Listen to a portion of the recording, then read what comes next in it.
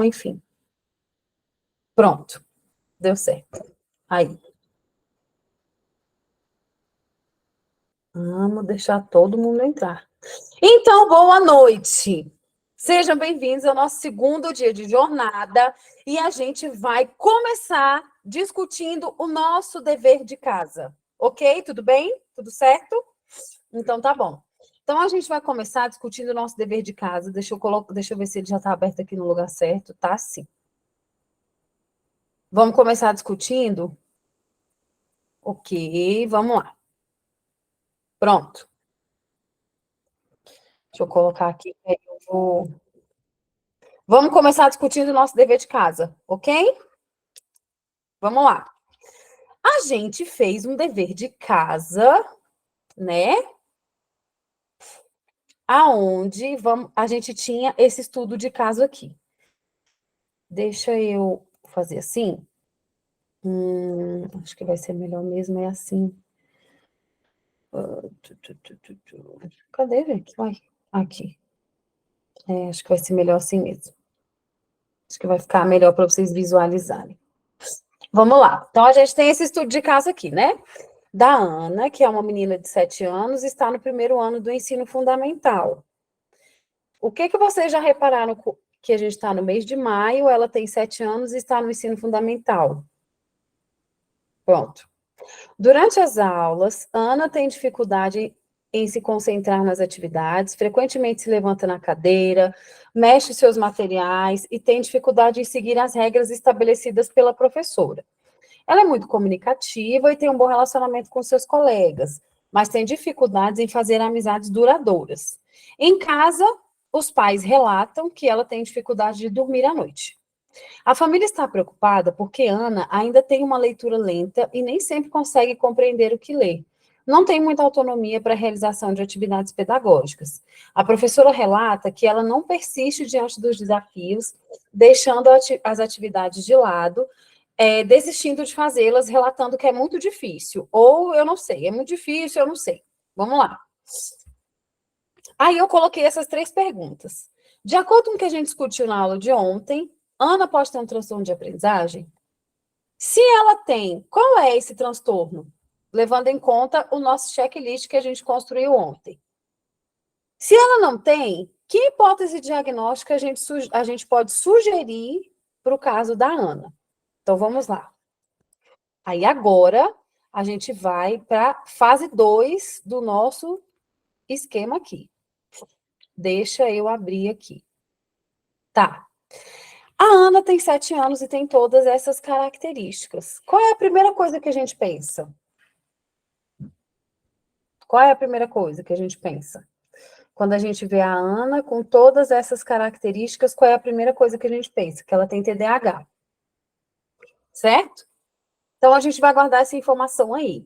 A Ana tem características de uma criança com transtorno do déficit de atenção e da hiperatividade. Eu quero lembrar vocês que a gente não separa mais o diagnóstico transtorno da hiperatividade de transtorno do déficit de atenção. Eles agora são o mesmo diagnóstico, tá? O que acontece é que com maior incidência na impulsividade, com maior incidência na atenção, mas a gente não separa mais, tudo bem? Nem o DSM-5, porque antigamente a gente separava. Ou ele tinha transtorno do déficit de atenção, ou ele tinha transtorno da hiperatividade. E hoje a gente não separa mais, tá bom? Só para a gente deixar isso bem fresquinho na nossa cabeça. Então, não existe mais. O que a gente tem a pessoa tem TDAH, e ou ela tem impulsividade, ou ela tem o déficit de atenção, ou ela tem ele combinado, mas a verdade é que, normalmente, de uma maneira geral, ele é bastante combinado. O que acontece é que muitas vezes, sobrepõe o outro. E se for uma criança de alto e médio funcionamento, ela consegue driblar alguns comportamentos que acabam confundindo a gente aí no meio desse rolê todo. Tudo bem? Então, vamos lá. Vamos começar, já vou botar aqui a aula mesmo, aula. A gente vai falar sobre a Ana de novo, não se preocupem, a gente vai voltar na Ana e a gente vai voltar na Ana durante a nossa aula. A gente vai voltar no caso da Ana aqui durante a nossa aula. Ok, agora sim, agora está na tela certa. Vamos lá!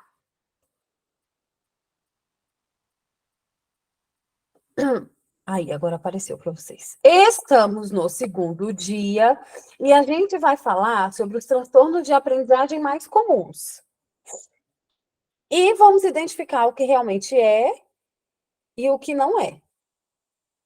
Transtorno de aprendizagem, mas que a gente acha que é, mas que não é. Tá bom? Vamos lá.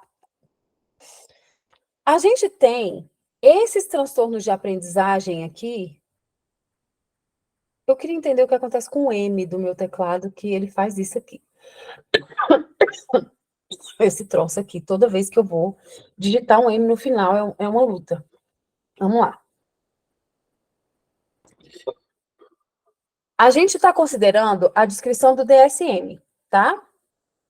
No DSM, a gente tem 4 transtornos de aprendizagem principais. O de leitura, o matemático, o de expressão escrita e o de aprendizagem sem outra especificação, onde entram todos os outros. Tudo bem? Então, vamos lá. Olha só. Quando a gente está falando de transtorno de leitura e escrita, ele é o mais comum. O que é o transtorno de leitura e escrita? É um baixo rendimento persistente na acurácia e compreensão da leitura, ou seja, aquela pessoa tem dificuldade em perceber e em compreender e em decodificar o código, ela tem dificuldade com o processo de leitura.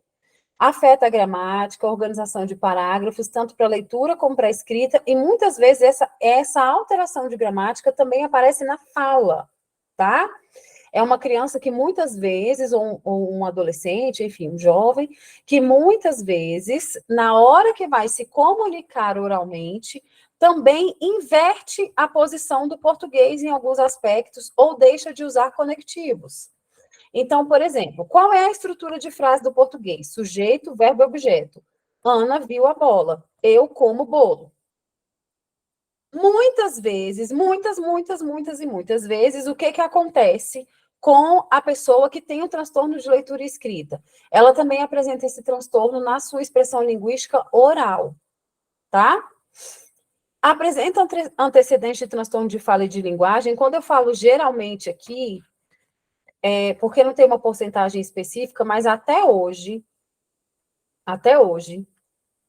desde que eu trabalho com isso, eu tive raríssimos casos, raríssimos casos, de pessoas com transtorno de aprendizagem que não passaram por um processo de atraso de fala e de linguagem, tá? É quase que 100% dos casos, quem tem um transtorno de aprendizagem, o primeiro sinal que aparece é uma alteração na fala, é uma alteração na linguagem, é uma alteração na comunicação oral. Tudo bem? Vamos lá. Pode levar a problemas emocionais e comportamentais ao longo da vida escolar. Claro que pode. Se eu estou vendo todo mundo lendo, se eu estou vendo todo mundo escrevendo, e as outras pessoas, e eu não estou lendo, e eu não estou escrevendo, eu posso ter uma série de problemas que vão de baixa autoestima, transtorno de ansiedade, até agressividade mesmo, tá? Então, isso aí pode acontecer. Transtorno matemático. Muito raro, tá? Muito raro ele acontecer sozinho, bem raro. Só é observado em 1% da população escolar. Ele tem uma altíssima comorbidade com o transtorno de leitura. E se trata de uma alteração específica de habilidades computacionais básicas das 4 operações, ou seja, é uma pessoa que não consegue se organizar para fazer as 4 operações matemáticas básicas. Certo, pessoal? É isso. Larissa, a gente tem um problema. Uma pausa para a gente conversar a respeito deste problema. Vamos lá.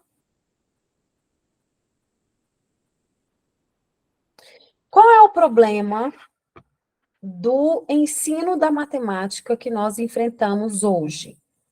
O problema é o seguinte, é que a maioria dos professores das séries iniciais da educação básica tem muita dificuldade de trabalhar matemática e conceitos matemáticos. E eu não sei de quem foi a ideia de que é mais importante ensinar a ler e a escrever. Não existe um conhecimento mais importante do que o outro. Existem conhecimentos que se integram. E nós temos dezenas de dezenas de dezenas de dezenas de dezenas de dezenas de estudos e de pesquisas que comprovam que a criança que recebe a mesma qualidade de letramento matemático e de letramento linguístico, o letramento linguístico dela é muito melhor do que da criança que primeiro é alfabetizada em português e depois é letrada em matemática. Tá? Os conceitos matemáticos, gente, não estão relacionados apenas à soma, adição, subtração, multiplicação e divisão. Noção de espaço-tempo é um conceito matemático. Tá? Noção de distância é um conceito matemático.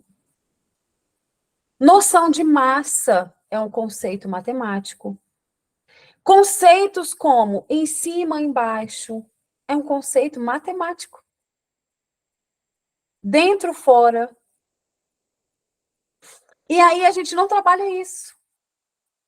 Porque mais importante é ensinar babá-bibabu. Aí o que acontece? Ah, não. Muito mais importante é ensinar a ler, porque se ele ler, ele vai conseguir entender um problema matemático. Amada, o que importa ele aprender, ele saber ler um problema matemático, se ele não sabe que tipo de operação ele usa para resolver? Alô? Oi? Pelo amor de Deus. Eu sei que é uma coisa básica, mas esse erro básico é cometido na alfabetização das crianças brasileiras há mais de 50 anos. Tem 50 anos que os professores brasileiros chegam no primeiro ano do ensino fundamental e priorizam o letramento linguístico em detrimento do letramento matemático, quando ele necessariamente tem que caminhar junto. Não adianta. Tá? Assim como tem 200 anos que o povo acha que um menino alfabético está alfabetizado.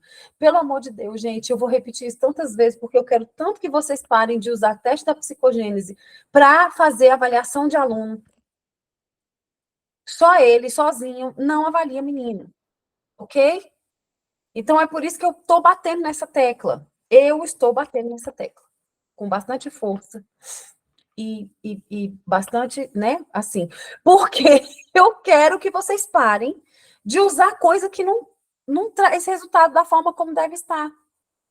Mas, Larissa, por que eu tenho que parar? Você não tem que parar, você só não vai usar só aquilo para fazer a avaliação, tá? Lembrando que a maioria das pessoas que usa o teste da psicogênese nem sequer sabe aplicar o teste da psicogênese, faz um ditado e acha que fez teste da psicogênese, e teste da psicogênese não é ditado. Tá bom? Dito isso, vamos continuar com o que a gente estava fazendo aqui. Tudo bem? Vamos lá. Não fiquem chateadas, gente. Eu estou aqui querendo contribuir com a sua vida, com o seu trabalho, para você ter qualidade, para aquilo que você faz com as crianças que você atende, terem qualidade também. Tá bom? Vamos lá. Larissa, mas eu fiz isso errado a vida inteira. Nunca é tarde para mudar, amada. Tem gente que fuma a vida inteira, descobre que pode morrer de efizema pulmonar e para de fumar. É assim, tá bom? Tem gente que come açúcar a vida inteira, o médico fala, amada, você tem que parar, senão você vai morrer. Aí o que eu fiz? Parei de comer açúcar, tá? Tem gente que é sedentária, odeia ficar suada, odeia ir pra academia. O médico disse, amada, você vai morrer. Aí eu fui lá, fui encaminhada para academia para não morrer. É basicamente isso. Aqui é a mesma coisa. A gente muda, a educação muda, os conceitos mudam, ok? Estamos no século XXI, glória a Deus. Vamos trabalhar nessa perspectiva. Olha só, transtorno da aprendizagem sem outra especificação. Aí é que entra tudo que não está previsto no DSM, tá bom? Distúrbios de aprendizagem, distúrbios de aprendizagem menos específicos, que se caracterizam por prejuízos cognitivos mais gerais, comprometem tanto o desenvolvimento da linguagem oral, como da escrita, como da aprendizagem matemática, e transtornos mistos de habilidades escolares, eles estão aqui, tá? Nesse pacote, tudo bem? O que não é transtorno de aprendizagem, mas a gente diz que é? Atenção! TDAH, transtorno do déficit de atenção. Larissa, não é um transtorno de aprendizagem? Não, amada, nunca foi. É um transtorno hipercinético do desenvolvimento. Ele está relacionado à parte comportamental, ele não está relacionado à aprendizagem. Inclusive, há uma enorme quantidade de pessoas com TDAH com inteligência extremamente acima da média, tá? Transtorno do processamento auditivo central também não é um transtorno de aprendizagem. Ele é um transtorno neurobiológico relacionado ao amadurecimento das funções auditivas centrais, mas ele não é um transtorno de aprendizagem. Mas, Larissa, tem consequências na aprendizagem? Para tu ver, tem, mas não é um transtorno de aprendizagem, certo? TOD, transtorno opositor desafiador. Também não é um transtorno de aprendizagem, apesar de o comportamento opositor muitas vezes impedir que a criança ou adolescente tenha acesso ao conhecimento, tá? Transtorno da aprendizagem não verbal. Nunca vi mais gordo. Que diacho é transtorno de aprendizagem não verbal? Que aparece o nome de aprendizagem, mas não é de aprendizagem. Que aparece como que é isso? E é da criança não verbal? Não. Transtorno de aprendizagem não verbal não é colocado no rol dos transtornos de aprendizagem. Por quê? Porque ele é um transtorno do neurodesenvolvimento onde há um gap verbal, oral, está ligado à oralidade, tá? Há um gap grande entre aquilo que a criança compreende e aquilo que ela expressa. Ela expressa-se melhor do que ela compreende.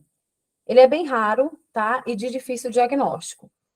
TDL, transtorno do desenvolvimento da linguagem, interfere muito no processo de aprendizagem? Sim. É transtorno de aprendizagem?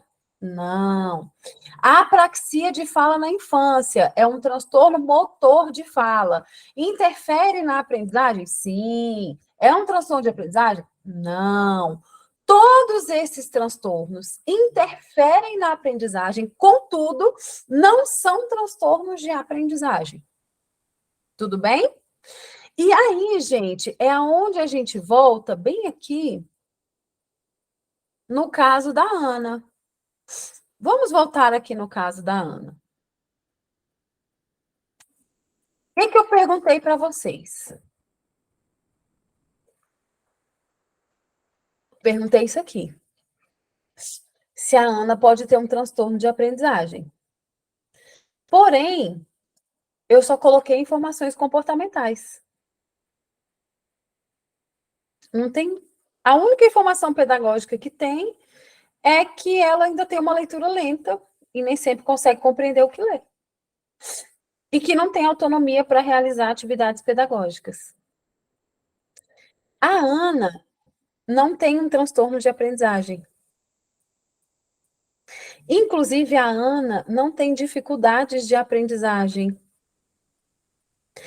A Ana tem uma questão comportamental com a qual ela precisa lidar, com a qual nós precisamos trabalhar com a Ana. Muito provavelmente, a Ana tem uma alteração de funções executivas. Meu Deus do céu! E agora? Como que eu faço? Porque, Larissa, eu tinha certeza que essa menina tinha um transtorno de aprendizagem. Certeza absoluta que ela tem um transtorno de aprendizagem. Não tem.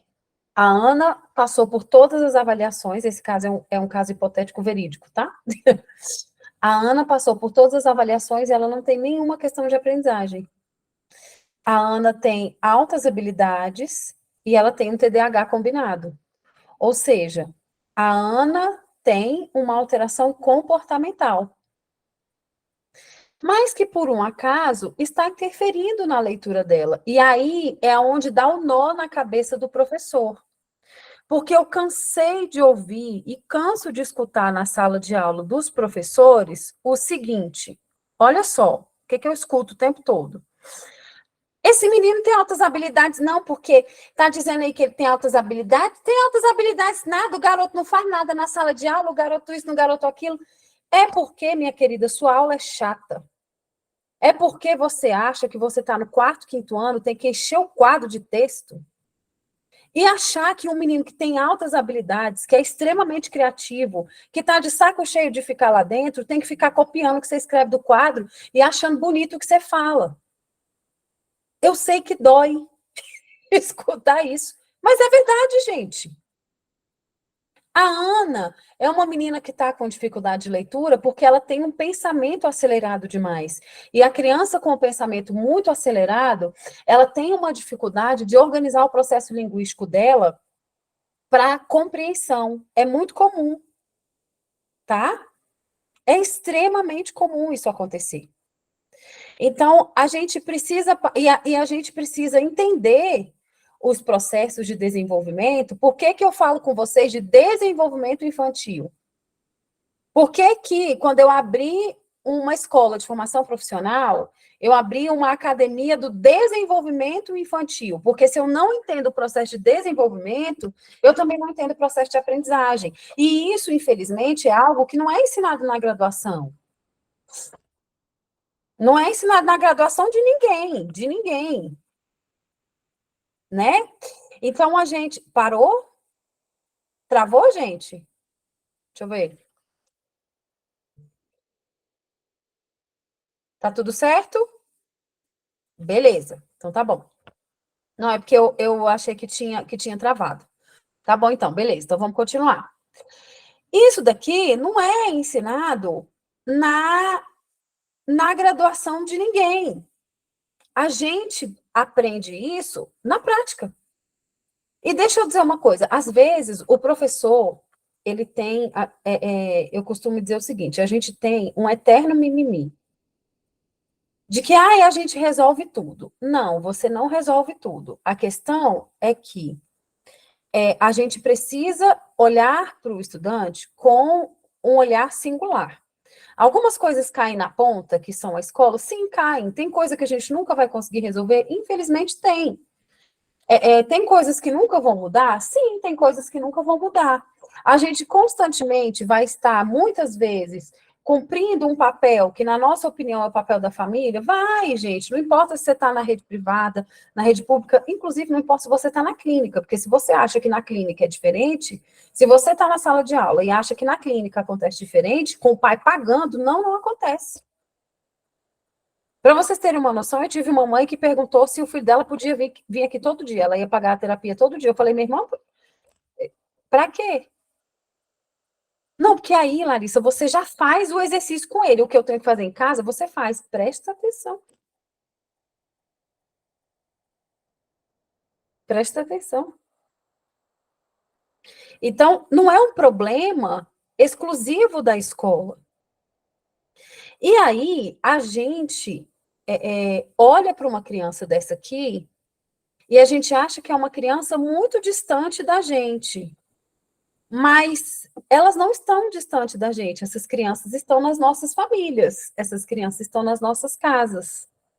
E a forma como a gente vai lidar com isso diz muito a respeito daquilo que eu estou disposta a fazer para exercer a minha atividade profissional da melhor forma possível. É claro, vão ter limites? Gente, sempre vai ter limite.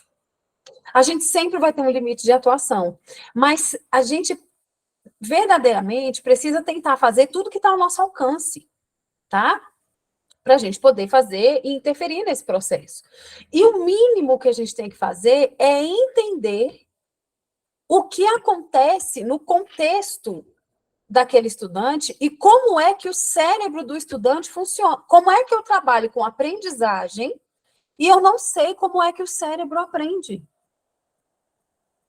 Eu estou trabalhando com aprendizagem, eu estou ensinando alguém. mas eu não faço ideia de como o cérebro aprende. O que está envolvido no processo de aprendizagem? Quais são as funções neuronais e cognitivas que estão envolvidas no processo de aprendizagem? Eu não sei. Porque eu aprendi a fazer uma educação bancária de depósito de conteúdo. Só que essa educação de depósito de conteúdo não funciona com essa geração de estudantes que nós temos agora. Não funciona. E aí, quando a gente está lidando aqui com os transtornos de aprendizagem, com os transtornos do neurodesenvolvimento, e aí eu avanço para o TEA, eu avanço para a deficiência intelectual, eu avanço para outros transtornos do neurodesenvolvimento, eu preciso, presta atenção, transtorno do neurodesenvolvimento, eu preciso entender o processo de desenvolvimento e que implicações ele tem no processo de aprendizagem. Então, vamos lá. Vamos pensar o seguinte. Tá aqui, a Ana não tem um transtorno de aprendizagem. Ela tem um transtorno comportamental. E eu fiz de propósito essa pegadinha.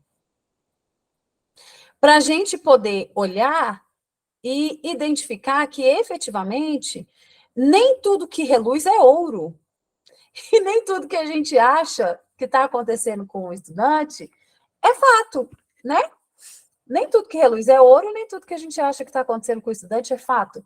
Então, a gente precisa ter um olhar um pouco mais apurado. E não tem outro jeito da gente ter esse olhar apurado que não seja sentando a bunda na cadeira e estudando. Infelizmente, é isso. Não tem outro jeito, né?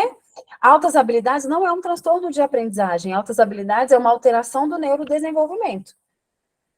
Tá bom? As altas habilidades são alterações do neurodesenvolvimento. Inclusive, gente, lá em agosto do ano passado, quando eu abri a Academia de Desenvolvimento Infantil, o primeiro simpósio do desenvolvimento infantil, que está todo lá, tem uma palestra só sobre altas habilidades, da Ana Paula Granado, e ela explica isso bem direitinho. Se vocês, as minhas alunas da ADI que estão aqui, se quiserem voltar lá no simpósio, é legal, tá? O que é um TGD, gente? Vocês sabem o que é um TGD? O que é TGD? Escreve aí para mim, no chat. O que é TGD? O que é um transtorno global do desenvolvimento? Mas o que é o transtorno global do desenvolvimento? Como que eu sei que uma pessoa tem um transtorno global do desenvolvimento? O que é um TGD? Alguém sabe o que é um TGD? Então, bora falar do TGD. Porque se a gente ainda está usando essa sigla, vamos falar do TGD. Vamos lá. O TGD, que é o Transtorno Global do Desenvolvimento, é a antiga sigla lá do DSM-3 para transtorno do espectro do autismo. É a sigla que era usada para se referir ao TEA. Então, o TGD, ele era tudo que hoje a gente chama de autismo se enquadrava no TGD, com exceção do Asperger, tá?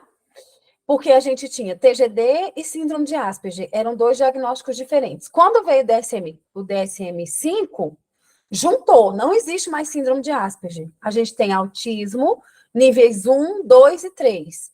E, normalmente, os autistas que nós dizíamos que antes tinham síndrome de Asperger, que são autistas de alto funcionamento, são os autistas de nível 1.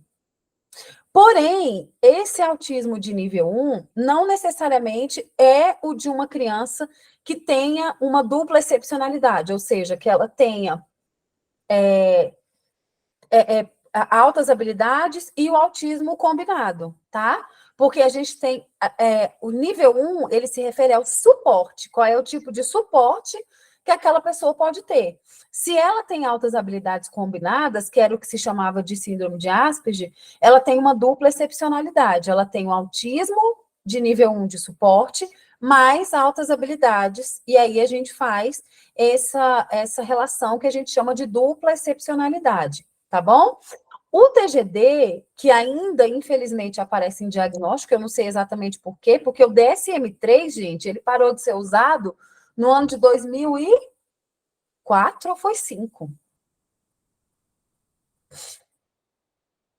Foi 2004 ou 2005, ou seja, a pessoa está aí uns 17, 15 anos atrasado, tá? Para os sistemas, para o MEC, altas habilidades, para o Ministério da Educação, que define, né, o que é ensino especial, educação inclusiva, blá, blá, blá, blá, blá, blá. Altas habilidades, superdotação não é um transtorno de aprendizagem, não se enquadra em um transtorno de aprendizagem.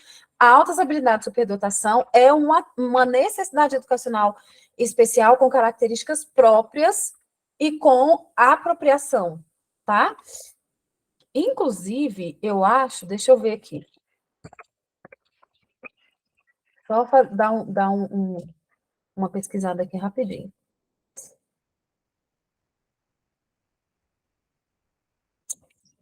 Ok.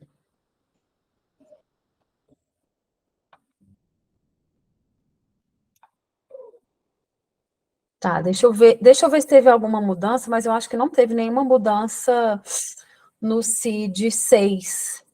Que eu estou procurando aqui se teve alguma mudança do CID 6 de altas habilidades, que é o CID mais novo, né, mais recente, que foi publicado agora em 2022, que teve algumas mudanças para o autismo, mas eu acho que não teve para altas habilidades, não. Tá. Altas habilidades, quando ela é enquadrada no CID, ela ainda é colocada no F81.3, né, que é o CID mais genérico. Então, não, altas habilidades não é uma suplementação da aprendizagem, gente. Altas habilidades, ela entra no mesmo bloco dos transtornos funcionais, tá? Porque altas habilidades também é uma alteração do neurodesenvolvimento. Então, ela entra no mesmo bloco dos transtornos funcionais. Ela entra no mesmo bloco do TDAH, ela entra no mesmo bloco do TPAC. Não é DPAC, é TPAC, tá? É por isso, ela entra lá no mesmo bloco dos transtornos funcionais. Mas não é um transtorno global do desenvolvimento. O transtorno global do desenvolvimento se refere ao autismo, tá bom? Tudo bem até aqui? Tá todo mundo vivo? Depois de meia dúzia de coisas que eu falei, tá todo mundo vivo, tá todo mundo tranquilo, tá todo mundo bem. Então, tá bom. Vamos continuar, né, gente? Porque é isso, né? A gente aqui bate e depois assopra, não é? A gente vai fazendo devagar. A gente bate, assopra e depois a gente vê o que acontece no final, né? Então, olha só. Aí, gente, qual é a grande questão? Por que que a gente precisa se atentar para isso?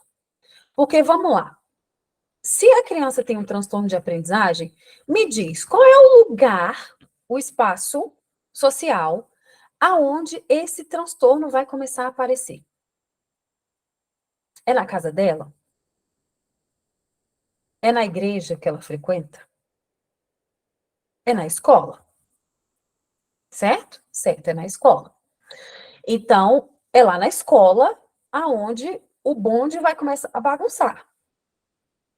É lá na escola onde a fila vai desandar. Vai acontecer tudo lá na escola. Qual é aí a hora que eu falo para vocês assim?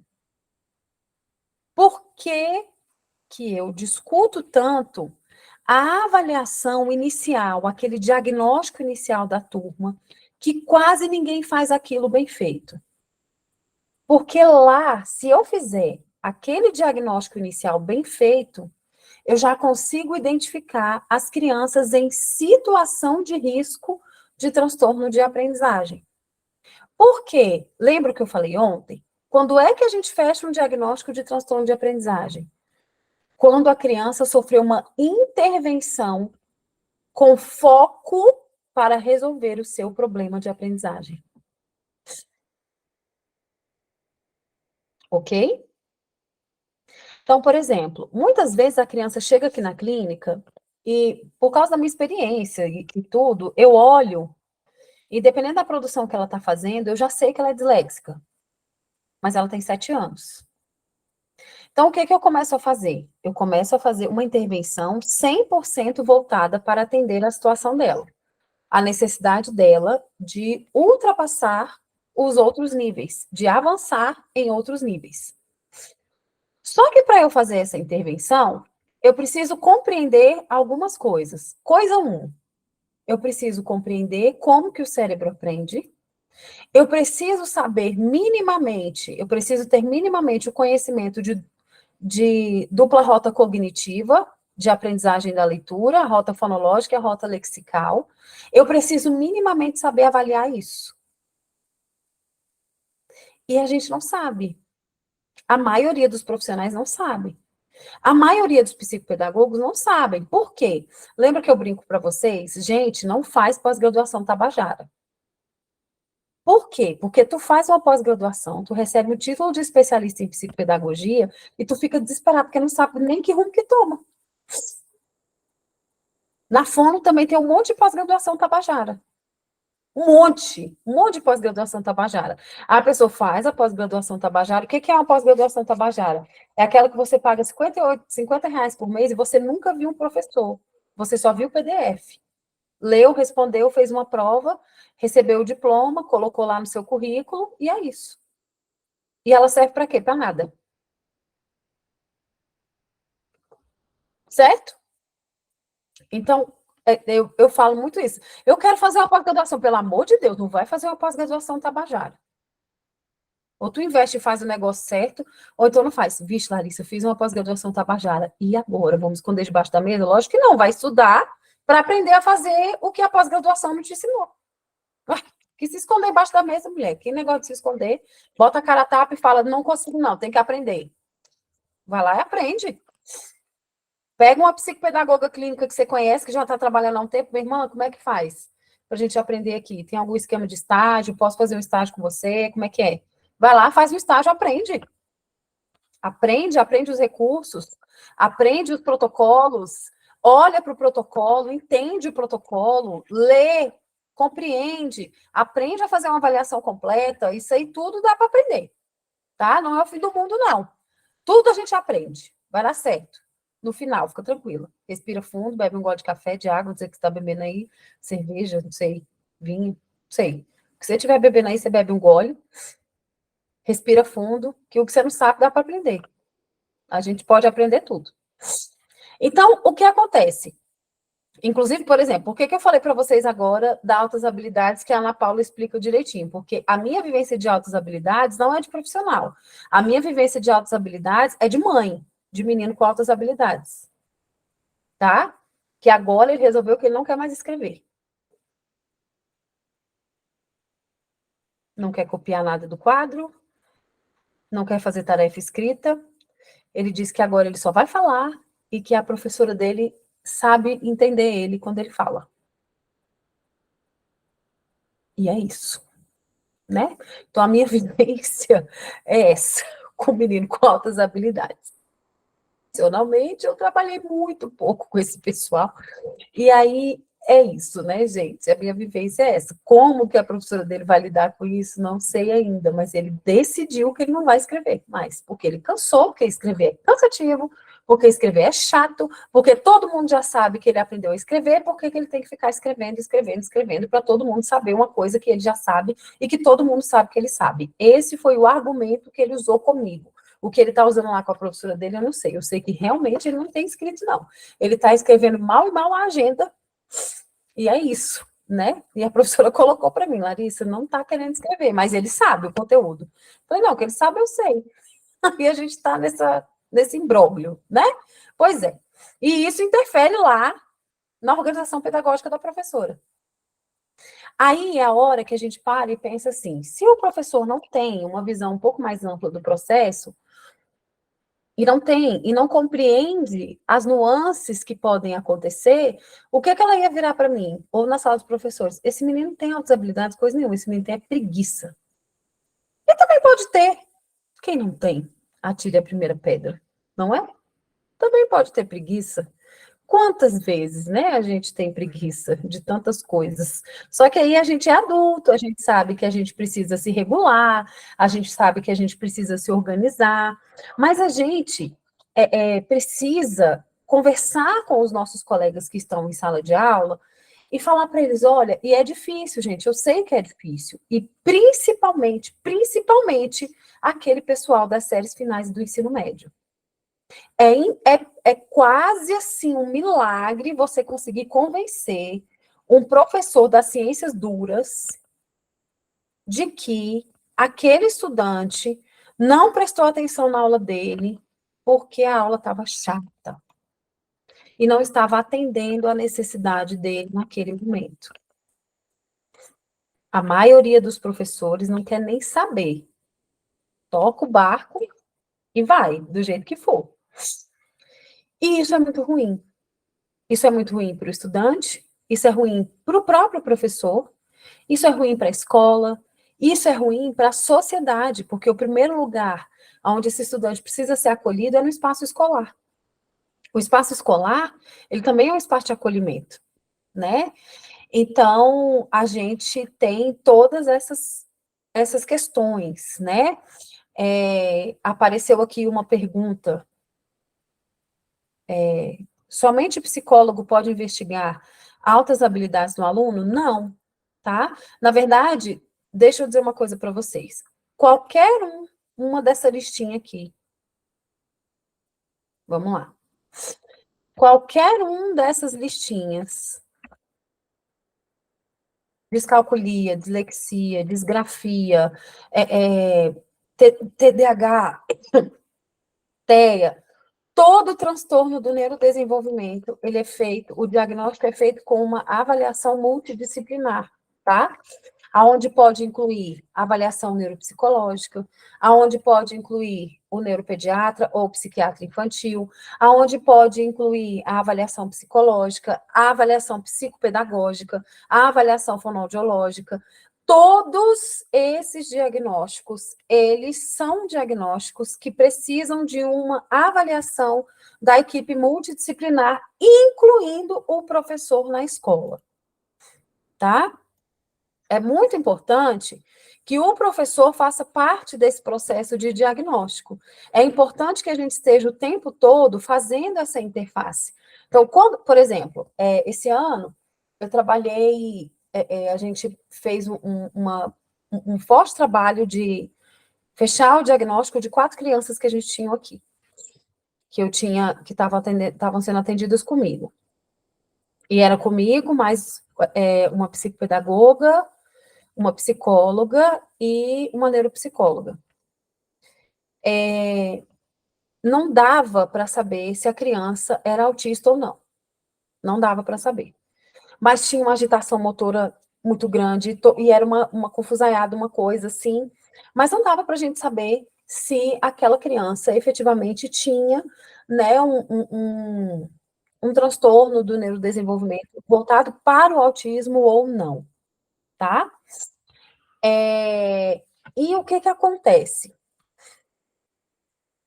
A gente fez isso aqui para fechar o diagnóstico. Fez a avaliação neuropsicológica inconclusiva para TEA. Aí ia na neuropediatra é TEA, com certeza. Aí foi na psicóloga, não é TEA. Aí vinha comigo, olha, inconclusivo para TDL. Aí ia com a psicopedagoga, olha, inconclusivo para isso. Eu falava, pronto, gente, está tudo inconclusivo. Nós vamos ter que sentar, foi necessário a gente sentar, fazer uma reunião, para a gente poder organizar a nossa avaliação, para poder levar ela efetivamente para a família e também para a escola. E a gente chamou a escola junto, a gente pegou a escola e falou, gente, e aí? Vamos aqui, a gente está mostrando para vocês, porque, olha, nos nossos testes está inconclusivo para isso, inconclusivo para aquilo, inconclusivo para aquilo outro. Como que está aqui na escola? Como que está? Porque a escola é o lugar que a criança passa a maior parte da vida dela. Então, é muito importante saber a percepção do professor. Ainda que seja uma percepção enviesada, ainda que tantas vezes a gente encontre com percepções das mais diversas, mas é importante a gente saber qual é a percepção daquele professor. Porque não é possível que, se tiver muito diferente da gente, a gente sabe que o professor tomou ranço do menino, que é uma coisa que acontece muito, tá? O professor toma ranço da família, toma ranço da criança, e isso interfere diretamente na avaliação dele. Porque ele é uma pessoa, ele não é um robô, tá? E isso acontece. Tanto é que, e eu falo para vocês isso com muita tranquilidade, com todo respeito, com toda a ética, quando eu pego ranço de criança, eu encaminho a criança que eu peguei ranço para outro profissional, porque eu sei que a minha atuação profissional estará enviesada. Quando eu chego no meu limite de atendimento, tá? Então, eu tenho o meu limite de atendimento. E quando eu chego nele, eu hoje, isso não foi sempre assim, tá? Eu tô falando da clínica. Hoje, eu tenho condições de parar e de pensar, cara, eu peguei ranço do menino. Não dá. Eu vou ter que encaminhar ele para outro profissional. E eu encaminho para outro profissional, tá? Aí, dependendo da família, eu vejo como é que eu vou abordar isso com a família, mas é isso. É isso. Ou então a criança sai do meu atendimento, ela vem um tempo, aí depois ela sai, e aí eu já sei que é uma criança que eu não me relacionei bem com ela. Quando ela volta, mesmo que eu tenha agenda, infelizmente eu tenho que dizer para a mãe que eu não tenho, tá? Então a gente tem essas questões aí que a gente precisa observar. Então é muito difícil, né? Os professores muitas vezes não sabem fazer a adaptação de uma atividade, eles têm medo de não trabalharem com texto, eles têm medo de não trabalharem com isso, eles têm medo de não trabalharem com aquilo outro, e aí depois ele achar que ele foi injusto com um e injusto com o outro, e tal, e aquela coisa toda, mas quando a gente está falando de processo de inclusão, e quando a gente está falando de transtorno de aprendizagem, que não é uma coisa que a gente vê, que a gente não vê. Um menino com dislexia não nasce com a marca de nascença. Ah, todo disléxico tem nariz torto. Então, se tem nariz torto, é disléxico. Não nasce com a marca de nascença, né? Um menino que tem dislexia, TDAH e TPAC combinado, ele não nasce com a orelha dobrada assim. Não tem uma marca. E são meninos que conversam, que se comunicam, que vivem, que falam. E aí, igual eu escutei esses dias, né? Mas para o que ele quer, porque, por exemplo, o Daniel não quer escrever, mas ontem, minha gente, deixa eu dizer para vocês, ele escreveu uma lista, tá? Com o nome da escalação do time dele que vai jogar não sei que dia. Jogador por jogador. Ele escreveu. Aí a pessoa fala, tá vendo? Para o que ele se interessa, ele quer escrever, lógico. Para o que eu me interesso, eu também quero escrever. Pergunta para mim, Larissa, você quer, por favor, escrever para mim sobre a atuação fonoaudiológica na voz profissional? Não, eu não quero escrever para você, eu não quero conversar com você sobre isso, eu não estou nem para esse problema. Eu não gosto, mas se eu tiver que fazer, eu vou fazer, porque eu sou adulta, eu sei atuar na voz profissional, apesar de não gostar e de não fazer sempre que possível, mas eu sei chegar numa palestra, eu sei explicar sobre cuidados vocais, eu sei te dizer qual profissional você procura, eu sei te passar exercícios para melhorar a sua voz, sua impostação vocal. Tudo isso eu sei, mas Larissa, é a sua área? Não. Você gosta? Não. É do seu interesse? Não, não é. Então eu não quero fazer. E isso é uma coisa que confunde muito o professor com relação às crianças e adolescentes com transtorno de aprendizagem. Porque, mas o que ele se interessa, ele faz. Sim, gente, mas isso é todo mundo, todos nós, né? A gente faz o que nos interessa. Agora, a gente é adulto, a gente tem maturidade, e tem muito adulto que nem tem essa maturidade, se a gente for pensar, né? Pensa aí no seu convívio, tá? Tem muito adulto que não tem essa maturidade. Então, assim, muitas vezes a gente faz aquilo que é necessário. Só que o estudante não tem essa maturidade. Ele ainda está tentando se lembrar o que ele ouviu na primeira aula. Na verdade, ele nem lembra qual foi o professor que entrou na sala dele no primeiro horário. Porque ele tem uma dificuldade nas funções executivas em se organizar. Alguém aqui que está entre nós, tá? Não tem muito claro o que são funções executivas e o modelo cognitivo de dupla rota da leitura e da escrita? Só coloca aí para mim. E aí já já eu vou responder as perguntas de vocês. Vai dar tudo certo, tá bom? Coloca aí para mim, Larissa, eu não tenho muita clareza. Larissa, eu não estou entendendo isso muito bem. É só para eu compreender. Já avisando para minha galera da Academia do Desenvolvimento Infantil que vocês têm esse conteúdo todo lá, tá? Nos cursos de alfabetização. Tudo bem? Vamos lá. Tá, poxa. Então, bora. Como diz o outro, foi perguntar, agora tá aí, ó. Vamos lá. Eu vou explicar esse conceito basicamente para vocês, porque ele é muito, muito importante, tá? Ver se eu acho ele aqui. Já salvo aqui nas minhas coisas. Mas eu tinha aqui uma imagenzinha, mas vamos lá, eu coloco aqui de novo.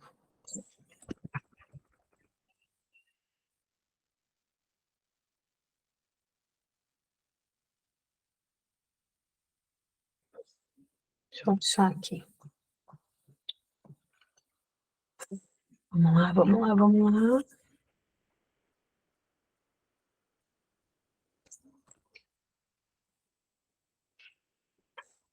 Vai já aparecer aqui. Achei. Deixa eu ver se aqui fica um pouco maior. Ficou.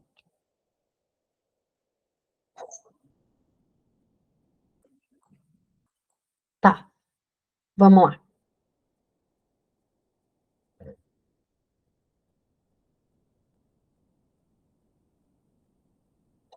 Ok, vamos embora. Apareceu aí? Apareceu. Vamos lá. Modelo cognitivo de dupla rota. É isso aqui. A gente tem duas rotas, tá? De compreensão da leitura e da escrita. Uma rota fonológica e uma rota lexical. A rota fonológica está ligada à percepção auditiva. Tá aqui, olha. Permite a transformação de unidades ortográficas em som, sendo que o acesso ao significado das palavras ocorre de modo indireto, tá? Então, é isso aqui, olha. Eu faço o som e ela identifica. Auxilia na leitura de palavras novas ou pseudopalavras e mostra-se ineficiente na leitura de palavras irregulares, como táxi, por exemplo. Porque a criança pode olhar aqui e ler taxi, né? Isso aqui é a rota fonológica, é o que a gente chama de dicionário de fonemas, tá? Que fica gravado lá na nossa cabeça. Aí, mas é gravado por osmose? Não, é ensinado, tá? Aí a gente tem a rota lexical, que está relacionada aos processos visuais. Então, permite o acesso imediato do significado e forma visual das palavras armazenadas na memória. Então, para eu trabalhar com memória lexical, com rota lexical, eu preciso considerar que a rota lexical, ela tem a ver com o vocabulário que já está lá, a criança já tem aquele vocabulário, e a gente está falando de memória de trabalho, a gente está falando de evocação vocabular, tá? Então, a gente tem dois processos aqui. Mostra-se ineficiente para a leitura de palavras novas ou pseudopalavras. Por quê? Porque quando eu olho essa palavra bem aqui, olha, como é que está escrito aqui? Shivanerflusba. Quando eu olho aqui para Shivanerflusba, eu não consigo encontrar uma imagem que seja referente no meu cérebro a Shivanerflusba. O que é uma Shivanerflusba? E aí eu olho isso daqui e eu acho que é uma palavra. E não é, tá? Isso aqui tudo é ensinado, isso aqui tudo é trabalhado para a pessoa. Ok? Tá todo mundo vivo aí? Tá, né? Glória a Deus. O importante é isso. É que tá todo mundo vivo. Tá? Gente, essa imagenzinha tem no Google, tá? É só colocar lá, modelo cognitivo de dupla rota. Ó, acabei de descobrir aqui que ela tem vários sites, e um deles é um site chamado Neurociências em Benefício da Educação. Nunca entrei lá para ver se é legal, mas depois eu posso entrar e ver para vocês se é interessante, tá? Mas deve ser. Certo, gente? É disso que a gente está falando. A gente está falando desse modelo de aprendizagem de leitura. Aí, quando eu falo para vocês da psicogênese, qual é o problema da psicogênese? É que eu não consigo avaliar com a psicogênese se a criança chegou nesse nível de amadurecimento. E se ela não chegou nesse nível de amadurecimento, significa que eu ainda preciso trabalhar algumas habilidades preditoras da alfabetização. Aí a gente entra em consciência fonológica, a gente entra em processamento e discriminação visual, a gente entra em tudo isso, que normalmente as crianças com transtornos de aprendizagem têm isso tudo alterado, atrasado, não desenvolvido, mal desenvolvido, enfim. Né? A gente entra em tudo isso daí. E se a gente não consegue, né, organizar bem isso dentro do nosso planejamento, seja ele pedagógico ou terapêutico, a gente não tem os resultados que a gente precisa ter, tá? Inclusive, gente, o modelo de cognitivo de dupla rota, ele é citado na BNCC, tá bom? Na Base Nacional Curricular Comum. É interessante a gente ter, né, esse conhecimento para saber que a Base Nacional Curricular Comum, ela é um documento para os professores, né, para direcionar a organização do nosso ensino. Então, se ela é um documento para direcionar a organização do nosso ensino, deixa eu fechar aqui que não precisa mais. Eu ficar aqui com as duas coisas ligadas, que está me deixando um pouco agoniada.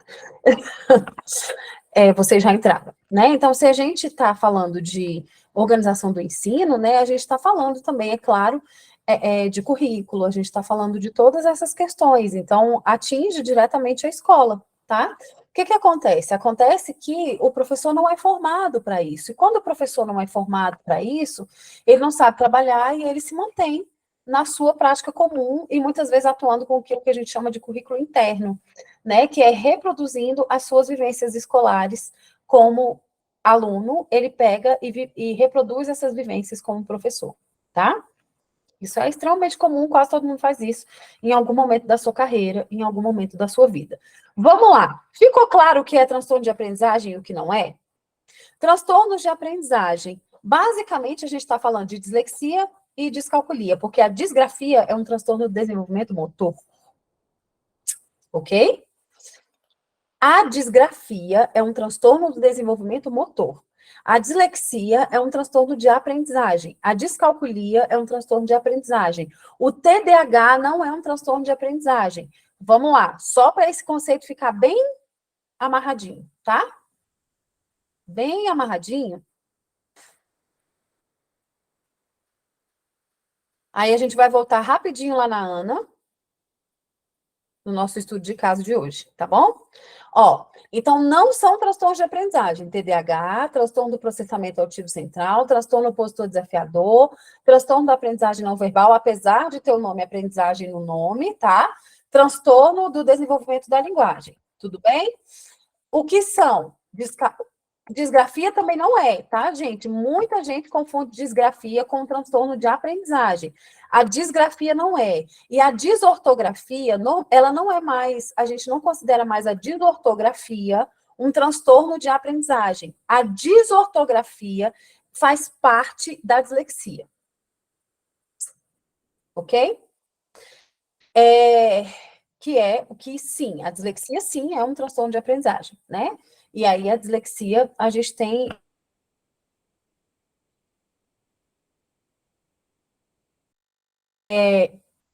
Ficou claro? Então, vamos voltar na Ana rapidinho, para a gente poder fechar aqui o nosso encontro de hoje. Oh. Opa. Opa. E aí, eu vou responder as perguntas de vocês, tá? Fiquem tranquilos que vai dar tudo certo no final. Então, tá aqui a Ana. A Ana tem TDAH. A Ana tem TDAH, ela não tem transtorno de aprendizagem e ela tem altas habilidades, tá? Esse é o diagnóstico real da Ana. Tudo bem? É um caso, como eu disse para vocês, é um caso hipotético, não tão hipotético assim, né? Mas ela é uma menina de 7 anos, está no primeiro ano do ensino fundamental, e por que eu fiz essa observação para vocês? A Ana fez o primeiro ano 2 vezes, ela está fazendo o primeiro ano de novo. Por quê? Por opção da família. A família conversou com a escola, é uma escola da rede privada, a família conversou com a escola e decidiu que a Ana precisava fazer o primeiro ano de novo.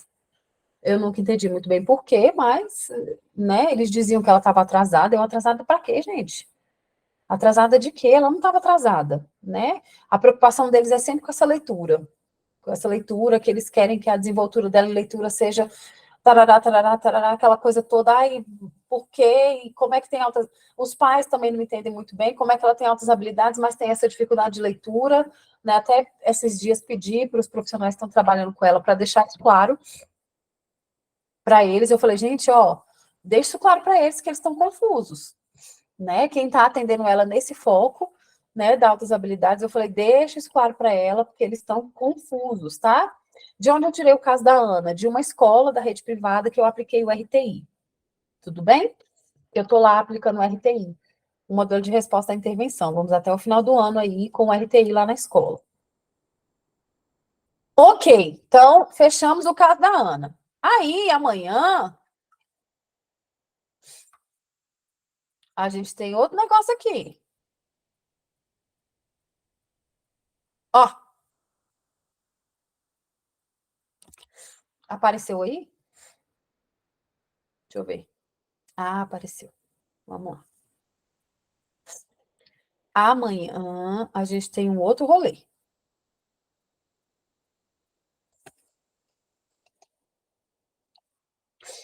Que é o mesmo caso da Ana, que, na verdade, o que vai acontecer agora?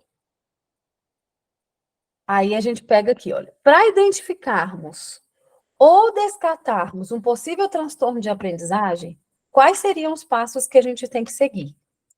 Porque é isso que a gente vai discutir amanhã. Amanhã a gente vai discutir diagnóstico e intervenção. Ok? Então, como amanhã a gente vai discutir diagnóstico e intervenção, eu preciso que a gente pense quais são os passos que a gente deveria seguir, ou quais os passos a gente deveria ter seguido, por exemplo, para identificar a questão da Ana. O que a gente tinha que ter feito? O que a gente precisaria ter avaliado? Aí, por exemplo, se você é da clínica, você vai pensar com a sua cabeça da clínica. Se você é da escola, você vai pensar com a sua cabeça institucional, tá? Vai ser bom, vai ser rico a gente fazer essa troca. A gente pensar nessas duas possibilidades. Ok? Vamos lá. Vou para as dúvidas de vocês agora. Vou para o chat agora, para a gente poder resolver. Tem muita coisa aqui nesse chat, mas a Maria, vocês rindo, né, das besteiragens que eu falo. Vamos lá. Ok. Esse eu respondi, beleza. Aqui, ó. Na situação do seu filho, o que a escola oferece de enriquecimento curricular? Nada. Oferece ficar me ligando e me chamando, enchendo minha paciência. Para reconhecer desenvolvimento sem registro, inclusive em prova. Não oferece nada. No ano passado, o Daniel fez a prova de matemática 4 vezes, porque ele não queria fazer a prova. Ele entregava em branco.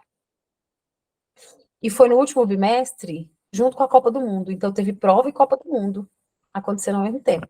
Ele não queria saber de prova, ele estava muito preocupado com o Brasil, e muito preocupado mesmo. A preocupação dele era: olha, mãe, o Tite está fazendo só coisa errada, e assim, a preocupação dele era essa, sabe? Então, ele teve que fazer uma prova de matemática 4 vezes, porque ele simplesmente entregava em branco, ele não estava afim de fazer.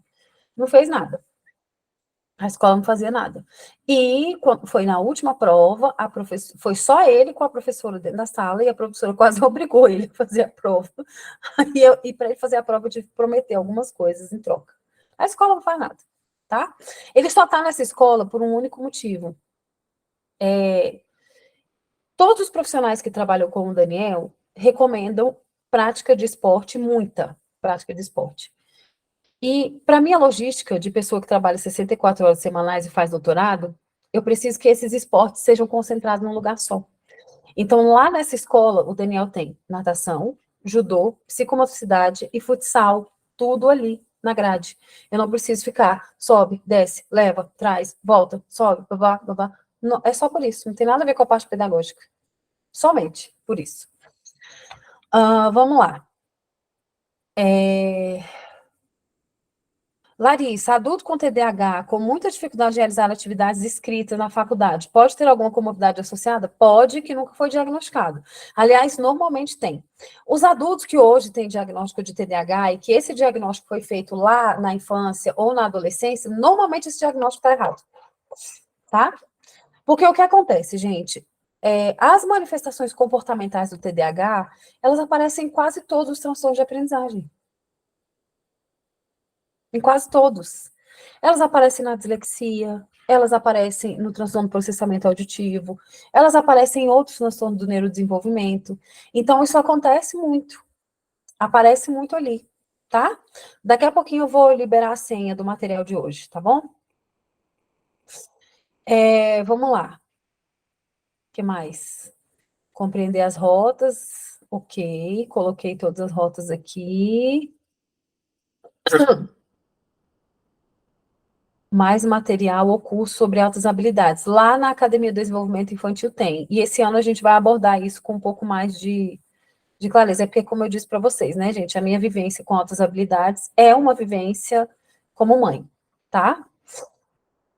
Altas habilidades apresentam alteração comportamental? Sim, todas, como inquietude, agitação. Como saber se é somente altas habilidades ou se há TDAH interferindo? Com a avaliação neuropsicológica.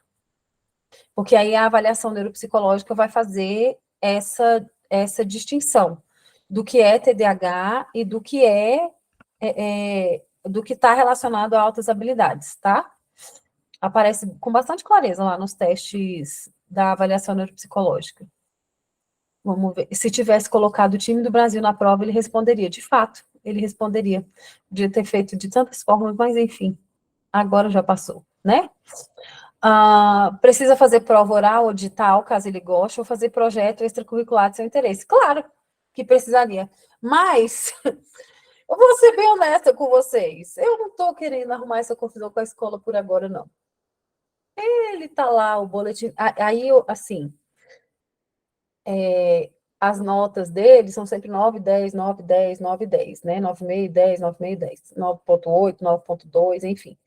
Porque é uma escola conteudista que faz prova, tarará, né, e tudo, mas eles têm a tal de uma avaliação disciplinar e uma avaliação de portfólio. O que é essa avaliação de portfólio? É o que ele faz na sala de aula, e aí a nota dele vai lá para baixo, porque ele não quer fazer, né, então tem isso, acontece isso bastante mesmo, assim. Ele se cansa e sai da sala, ele pede para sair, ele criou um mecanismo dele mesmo, ele pega a garrafinha d'água, ele bebe muita, muita água para poder fazer muito xixi, para poder ir ao banheiro. Ele fala desse jeito: mãe, eu bebo muita, muita água, porque aí eu posso ir no banheiro muitas vezes. E realmente ele vai e faz muito xixi. Então tem isso, né? Iris, a avaliação de dislexia em adulto é feita igual na criança, tá? Só tem uns protocolos que são específicos para essa idade. A Iris perguntou aqui: como avaliar a dislexia em adulto? Igual na criança. É uma avaliação por exclusão diagnóstica, a gente faz uma diversidade de testes e assim a gente encontra, né? Meu filho tem 7 anos, vai fazer 8 em novembro. E assim a gente encontra, né, e vê quais são as respostas que ele vai dar. O que é um desafio maior é a intervenção da dislexia em adultos, tá? Porque efetivamente o modelo de intervenção para a dislexia, a gente quase não tem modelos de intervenção para dislexia em adolescentes e adultos jovens ou adultos mais velhos, né? Então, é um desafio, o profissional precisa ter um pouco mais de experiência para conseguir adaptar atividades, adaptar os testes, adaptar tudo isso para poder aplicar no adulto, tá bom? Mas acontece normalmente, a gente só precisa ter um pouco mais de expertise, vai levar um pouco mais de tempo, porque você vai ter que gastar um pouco mais de tempo debruçado nos protocolos, você vai ter que gastar um pouco mais de tempo debruçado no planejamento terapêutico, como que você vai atender, como que você vai intervir, tá? Gente, a senha de hoje é condição, tá? Condição. Condição. Tudo bem? Condição a senha do material. De novo, ignorem ignorem a negócio, aquele trem. Marca d'água. Beleza? Presta atenção. Amanhã, o que tem amanhã? O dia mais importante da sua vida. O fechamento disso aqui. Tá? Não adianta nada. Você viu ontem, hoje, não viu amanhã. Então, amanhã, o fechamento. Você vai estar aqui amanhã. Tá bom? Amanhã é o fechamento. Deixa eu já encerrar aqui a gravação, porque senão demora para eu poder subir ela para vocês depois.